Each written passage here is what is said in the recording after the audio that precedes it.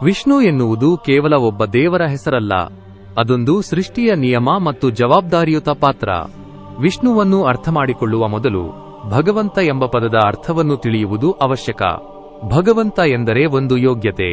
ಈ ಪದದ ಅಕ್ಷರಗಳು ಪಂಚಭೂತಗಳನ್ನು ಪ್ರತಿನಿಧಿಸುತ್ತವೆ. ಭ ಎಂದರೆ ಭೂಮಿ, ಗ ಎಂದರೆ ಗಗನ, ವ ಎಂದರೆ ವಾಯು, ಅ ಎಂದರೆ ಅಗ್ನಿ ಮತ್ತು ನ ಎಂದರೆ ನೀರು. ಈ 5 ತತ್ವಗಳನ್ನು ಯಾರು ತನ್ನ ನಿಯಂತ್ರಣದಲ್ಲಿಟ್ಟುಕೊಳ್ಳುತ್ತಾರೋ ಅವರೇ ಭಗವಂತ. ವಿಜ್ಞಾನದ ದೃಷ್ಟಿಯಲ್ಲಿ ಪ್ರೋಟಾನ್, ಎಲೆಕ್ಟ್ರಾನ್ ಮತ್ತು ನ್ಯೂಟ್ರಾನ್ ಸೇರಿದಾಗ ಹೇಗೆ ಒಂದು ಅಣು ಸೃಷ್ಟಿಯಾಗುತ್ತದೆಯೋ ಹಾಗೆಯೇ ಸೃಷ್ಟಿಕರ್ತ ಬ್ರಹ್ಮ, ಪಾಲಕ ವಿಷ್ಣು ಮತ್ತು ಲಯಕರ್ತ ಮಹೇಶ ಒಂದಾದಾಗ ಈ ವಿಶ್ವ ಪೂರ್ಣಗೊಳ್ಳುತ್ತದೆ. ಇವರಲ್ಲಿ ವಿಷ್ಣು ಸೃಷ್ಟಿ ಮತ್ತು ಅಂತ್ಯದ ನಡುವಿನ ಸಮತೋಲನವನ್ನು ಕಾಯುವ ಪಾಲಕನಾಗಿದ್ದಾನೆ. ವಿಷ್ಣುವಿನ ರೂಪವನ್ನು ಗಮನಿಸಿದಾಗ ಅವರು ಸಮುದ್ರದ ಮಧ್ಯದಲ್ಲಿ ಶೇಷನಾಗನ ಮೇಲೆ ಯೋಗನಿದ್ರೆಯಲ್ಲಿ ಕುಳಿತಿರುತ್ತಾರೆ.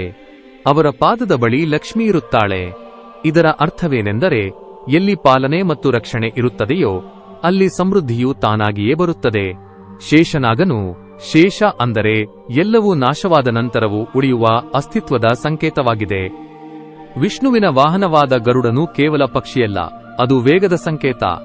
ಸೃಷ್ಟಿಯ ನಿಯಮಗಳನ್ನು ರಕ್ಷಿಸಲು ಯಾವಾಗ ವೇಗವಾಗಿ ಕಾರ್ಯನಿರ್ವಹಿಸಬೇಕೋ ಆಗ ವಿಷ್ಣುವು ಗರುಡಾರೂಢನಾಗಿ ಬರುತ್ತಾನೆ. ಗರುಡನು ತನ್ನ ತಾಯಿ ವಿನತಿಯನ್ನು ದಾಸ್ಯದಿಂದ ಮುಕ್ತಗೊಳಿಸಲು ಇಂದ್ರಲೋಕದಿಂದ ಅಮೃತವನ್ನು ತರುವ ಸಾಹಸ ಮಾಡುತ್ತಾನೆ. ಈ ಪ್ರಯಾಣದಲ್ಲಿ ಅವನಿಗೆ ವಿಷ್ಣುವಿನೊಂದಿಗೆ ಯುದ್ಧವಾಗುತ್ತದೆ. ಆದರೆ ಗರುಡನಿಗೆ ಅಮೃತದ ಮೇಲೆ ಆಸೆ ಇರಲಿಲ್ಲ. ಬದಲಿಗೆ ತನ್ನ ತಾಯಿಯ ಮೇಲಿನ ಭಕ್ತಿ ಮತ್ತು ಕರ್ತವ್ಯದ ಉದ್ದೇಶವಿತ್ತು. ಇದನ್ನು ಮೆಚ್ಚಿದ ವಿಷ್ಣುವು ಗರುಡನನ್ನು ತನ್ನ ವಾಹನವನ್ನಾಗಿ ಮಾಡಿಕೊಂಡನು. ಈ ಸಂದರ್ಭದಲ್ಲಿ ಭೂಮಿಯ ಮೇಲೆ ಬಿದ್ದ ಅಮೃತದ 4 ಹನಿಗಳು ಇಂದು ಕುಂಭಮೇಳ ನಡೆಯುವ ಪುಣ್ಯಕ್ಷೇತ್ರಗಳಾಗಿವೆ.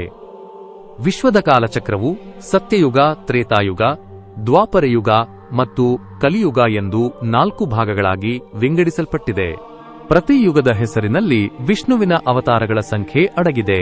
ಸತ್ಯಯುಗದಲ್ಲಿ 4, ತ್ರೇತಾಯುಗದಲ್ಲಿ 3, ದ್ವಾಪರಯುಗದಲ್ಲಿ 2 ಮತ್ತು ಕಲಿಯುಗದಲ್ಲಿ 1, ಹೀಗೆ ಒಟ್ಟು 10 ಅವತಾರಗಳಾಗುತ್ತವೆ. ಈ ದಶಾವತಾರಗಳು ಜೀವ ವಿಕಾಸದ ಹಂತಗಳನ್ನು ಸಹ ಸೂಚಿಸುತ್ತವೆ. ನೀರಿನಲ್ಲಿ ಜೀವದ ಉಗಮ ಮತ್ಸ್ಯಾವತಾರ, ಸ್ಥಿರತೆಯ ಅಗತ್ಯ ಕೂರ್ಮಾವತಾರ, ಭೂಮಿಯ ರಕ್ಷಣೆ ವರಾಹಾವತಾರ, ಅಧರ್ಮದ ವಿರುದ್ಧ ಹೋರಾಟ ನರಸಿಂಹಾವತಾರ, ಬುದ್ಧಿವಂತಿಕೆಗೆ ವಾಮನ ಅವತಾರ, ಶಸ್ತ್ರ ಮತ್ತು ಶಾಸ್ತ್ರದ ಸಮತೋಲನ ಪರಶುರಾಮ ಅವತಾರ, ಆದರ್ಶ ಮತ್ತು ಮರ್ಯಾದೆ ರಾಮನ ಅವತಾರ, ತಂತ್ರ ಮತ್ತು ಧರ್ಮದ ರಕ್ಷಣೆ ಕೃಷ್ಣನ ಅವತಾರ, ಅಹಿಂಸೆಗೆ ಬುದ್ಧನ ಅವತಾರ ಮತ್ತು ಅಂತಿಮವಾಗಿ ನ್ಯಾಯಕ್ಕೆ ಕಲ್ಕಿಯ ಅವತಾರ. ವಿಷ್ಣುವಿನ 4 ಕೈಗಳಲ್ಲಿರುವ ಆಯುಧಗಳು ಕೇವಲ ಯುದ್ಧಕ್ಕಲ್ಲ, ಅವು ಜೀವನದ ಸಂದೇಶಗಳಾಗಿವೆ.